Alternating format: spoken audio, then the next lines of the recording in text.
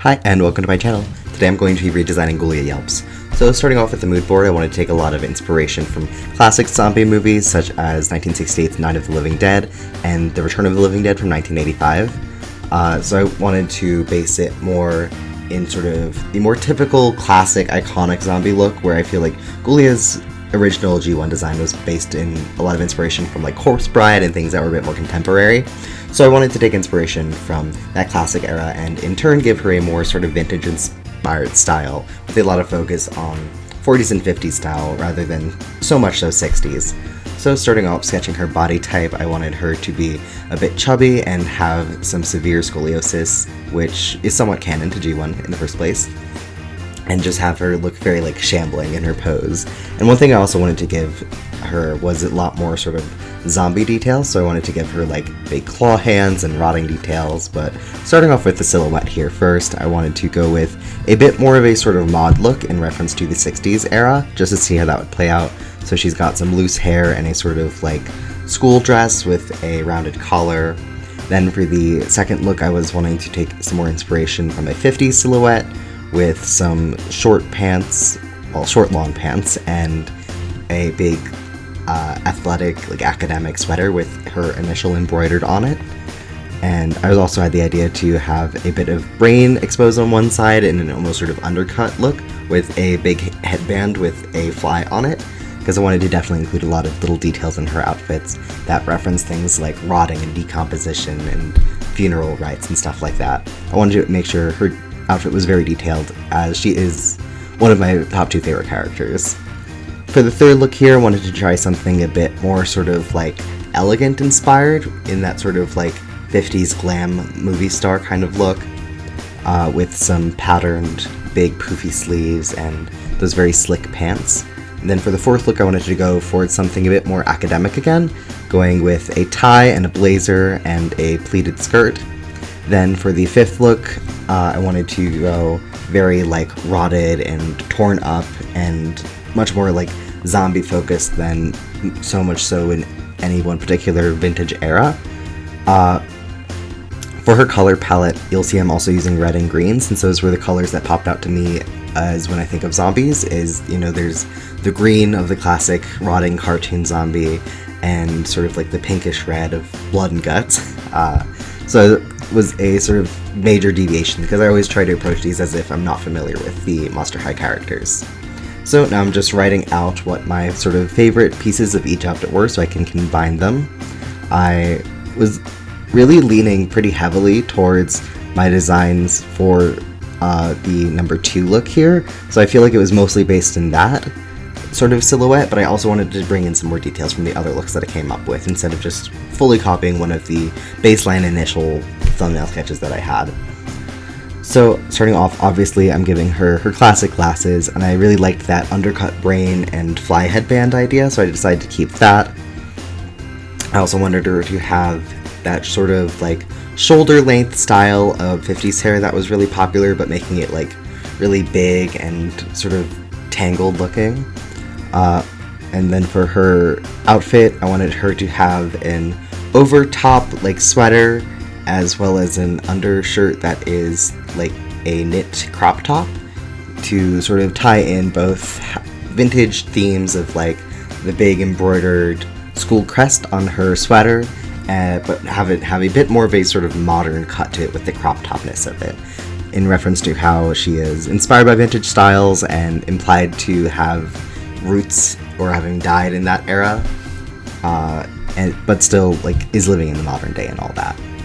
Then for her pants, I was really inspired by a design I had done for Ghoulia a few years ago, where I had her have these like really detailed green and striped pants.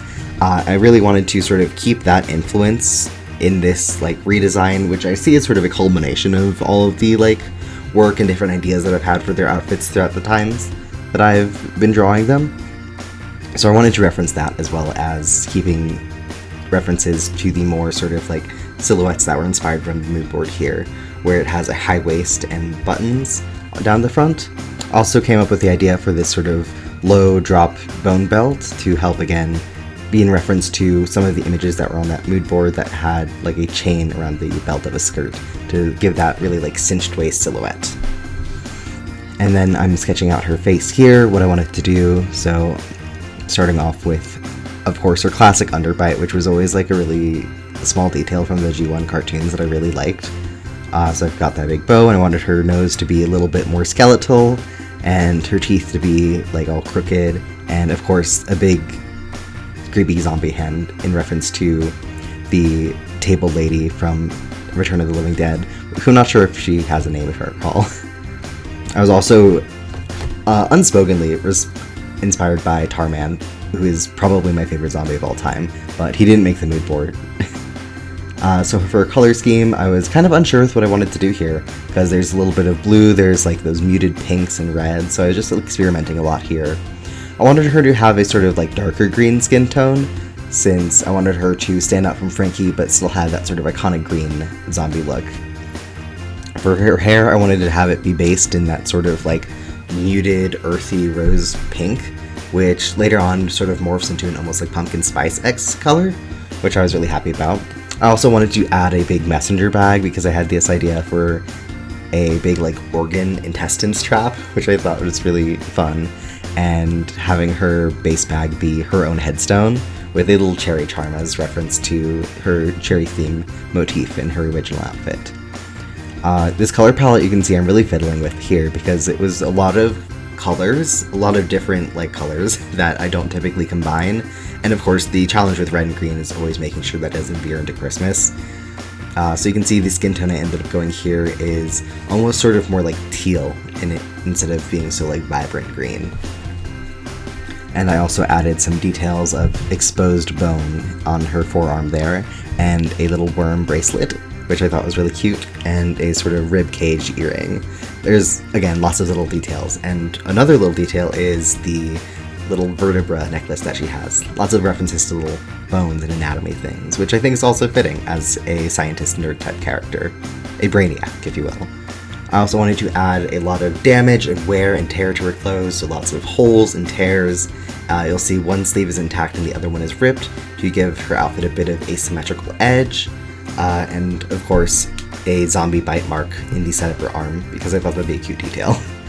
Now I'm just doing a bunch of stripes in her hair. You can see here where it looks a little bit more orange in the context of the other colors in her palette. Also wanted her ears to be a little bit sort of mangled looking. And an interesting thing here that I wanted to try is that I wanted to not line her eyes so they look really faded and almost white, but they still have a color to them. And I was really happy with how that ended up turning up in the end. Her glasses are just a simple, stark red cat's eye glasses, and the buttons on her pants there are little brains. And of course, she has to have pockets for utilitarian purposes, and all these little sort of like organ, brain, intestine looking patterns throughout. And I also wanted her pants to have a bit of a patchwork look to them, again in reference to zombies being sort of scraggly and put together, where they have this sort of gusset in them of a patterned material, along with ribbon striping on the side, and the leg on the right there also has a drawn sort of vertebra ribcage pattern on it. For her shoes, I wanted to do something that was simple yet preppy and custom, so I have her in these little blue sort of boots that have a Deadfast emblem drawn on the heel, and tombstone heels themselves, with one of the tombstones being broken, again in reference to her sort of shambling nature as a zombie. I also always really liked and appreciated that she was disabled as a character and yet was like the nerd and the smart one, and like she had mobility issues but was still like really respected, and I don't know, I just really related to that a lot as a kid. She was a really important and fundamental character to me growing up. I also wanted to give her some socks underneath her shoes there to sort of give a more academic sort of nerd silhouette, but of course one of them is falling down because again I wanted this look to be really like messy and torn apart, and I just have some sort of classic zombie ooze as decoration on the top there. I also felt very vindicated making this Ghoulia design because I feel like whenever people redesign her nowadays online, you always see them making her like very scene or emo, and that's always been like non-stop frustrating to me of like, oh, she was supposed to be seen, like when she was very clearly, to me at least, obviously inspired and rooted in a more vintage and geek chic style. So I wanted to right a wrong here and make her look very vintage. And speaking of vintage, I got a picture of a listing for a Monster High crest embroidered patch and added that onto her sweater there for a very classic academic look. And there were those sort of unlined eyes that I was talking about there. So I'm getting into shading now. Of course, I have to give her very dramatic cheekbones. I always really love that detail in her sculpt. And I'm going ahead and using a lot of sort of like dark red contrasting colors with pale blue highlights to sort of bring out the red and the blue in this mostly sort of green color palette that she has. I was also having a fun time figuring out the different leveling on the hair here, and it ended up changing colors a lot, I feel like, but it really ended up on something I was happy with, where it's this sort of like dirty looking like pink pumpkin spice with hints of black and blue throughout it. I really like how it came out. And of course she has to have her big bangs. A detail here that I really enjoyed was painting all of the little like organs and brains and everything. I really loved adding a very subtle hint that you can only see if you super zoom in, is that on her intestine strap there, I added little blue veins, and I really like how they came out as a cute little detail. Like obviously you couldn't put this on a doll and sell it to kids, but this is for me, and as one of my longtime most favorite characters in the history of ever, Ghoulia Yelps, you were my everything girl. So I had to add as much detail to this as I could because I had just a lot of ideas for this, and so I'm the type of person where more is more, so I wanted to add just as much as possible. Another detail that I meant to point out earlier is that on her over vest there, she has a very dramatic, very vintage collar that's almost sort of Edwardian in shape and cut that has specifically moth-eaten edges, as another reference to different ways that fabric can rot and have things go wrong with it. So I'm adding some little bits of shading here, and then on the clothing, one of my favorite things to do here was that I ended up going in and adding like dirt to everything, just some weathering to make everything look old and like she just walked out of a grave. And I really like how it came out. I think it really pulled the color palette together by adding some more earthy and neutral and dark tones to that. So I was really happy with how the color palette ended up coming together in the end, when it was something that I was a bit more experimental with. Because a lot of my MH redesigns tend to have color palettes that are in the vein of the original, but my inspiration of what I think of as a zombie for Ghoulia was much different from what they had in mind when they designed her at the time. So it was interesting seeing these sort of color palette similarities and differences. The background image that I'm using here is a photograph I took of a cemetery a while back, and I'm just editing it to make it a bit more sort of like colorful, as the picture itself was taken out of a car window, so it's a bit blurry. So I wanted to add a lot of like saturation and details to make it sort of blend in without being so like obviously blurry.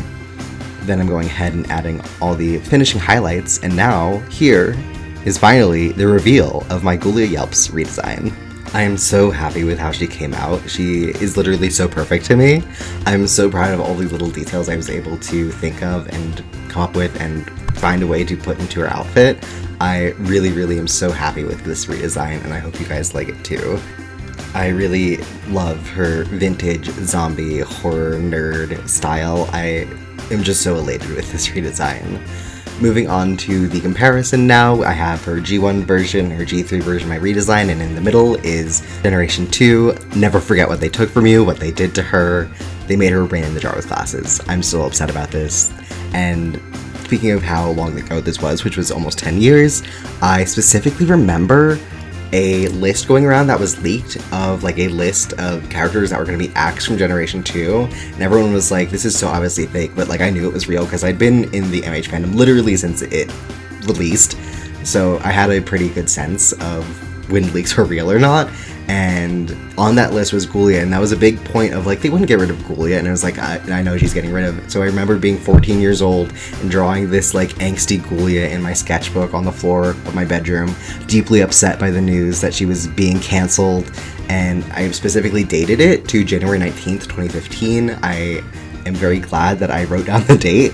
I've been trying to find this leak. I haven't been able to find it, so if anyone knows or has any like remembrance of it from back then, let me know, because I was not able to dig this back up, presumably because, you know, leaks don't tend to stick around for very long because they're not legal. Tangent aside, I am really happy with my redesign, and I think she looks very different from either the two previous generations of Ghoulia, but I can definitely see the influence that Gen 1 had on my final redesign for her, and I also feel like my redesign is really like what I imagined her to look like a lot of the time, so I feel like it's very like true to the essence of Ghoulia, if you will. Moving on now to the comparison image here. As I talked about in my prior video, they're being split up into different groups now because the image is too full of redesigns, so you see them all at once anymore. So she's getting added to the group 1 lineup, which you can see there, the other characters that are going to be added to this picture in the future. This image is so green. That was my one critique I would say to this, is that everyone here so far is green. That trend won't continue with the next characters, and hopefully that'll balance it out, but like, oh my god. I love green, apparently. But color aside, I'm really happy with how everyone looks together and that they all have pretty different like silhouettes and styles. So yeah, there is my Ghoulia redesign. As you can tell, I was really excited to do this one. I'm so happy with how she came out. Let me know what you guys think of her. Up next, in November, I'm actually taking a break because in October there's going to be a second video released. But in December, we will come back and return to the series with a Rebecca Steam redesign, which I'm very excited to get into. So make sure to follow me on my art Twitter or my art Instagram, where I post art at least 3 times a month, oftentimes more, and I will see you in the next one. Bye!